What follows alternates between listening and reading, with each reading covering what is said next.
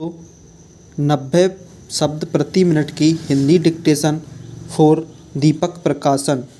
Dictation start होगी अगले 5 second बाद। 1 2 3 यस स्टार्ट। सभापति जी, आपात स्थिति लागू होने के बाद देश असामान्य स्थिति के दौर से गुजर रहा है। शासन में, समाज में, राजनीति में, अर्थव्यवस्था में कदम कदम पर उसी असामान्य स्थिति के दर्शन किए जा सकते हैं।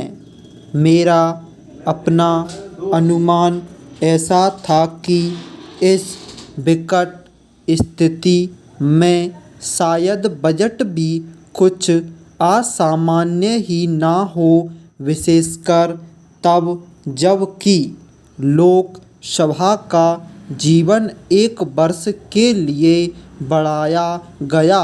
उससे मेरे जैसे सदस्यों को यह आशंका होने लगी थी कि इस वर्ष शायद कुछ भारी टैक्स देश की जनता पर लगें।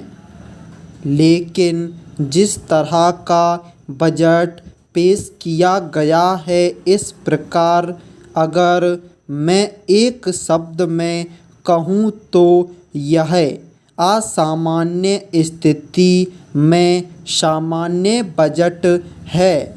बहुत दिनों के बाद सरकार कुछ व्यावहारिक बनी है। कई सालों से इस बात की मांग थी कि सरकार देश में आर्थिक संतुलन बनाए रखने के लिए व्यावहारिक कदम उठाए। इस बात से तो सरकार चिंतित थी कि देश में करोड़ों रुपए का काला धन जमा हो रहा है, लेकिन उसके कारण क्या है?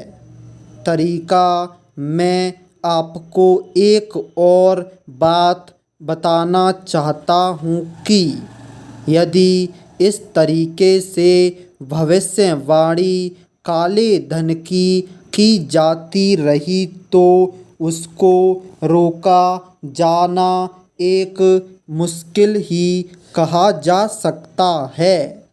इस बात की ओर कोई विशेष ध्यान नहीं दिया गया। पैरा महोदय, उत्पादन अनाज का घटता जा रहा था, इसकी चिंता सरकार को थी, लेकिन क्यों घट रहा था, इसके कारणों की ओर ध्यान नहीं दिया गया।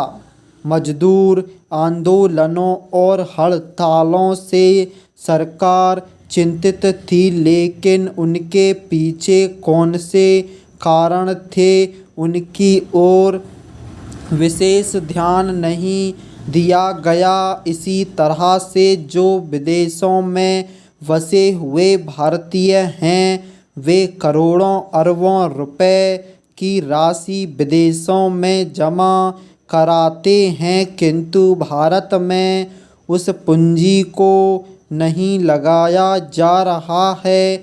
शायद पहली बार इस प्रकार का बजट आया है जिसमें इस बात की व्यवस्था की गई है कि काला धन केवल निकलकर बाहर ही न आए, बल्कि काले धन का भविष्य में निर्माण भी ना हो। इसके लिए शीघ्र कदम उठाए जाने चाहिए।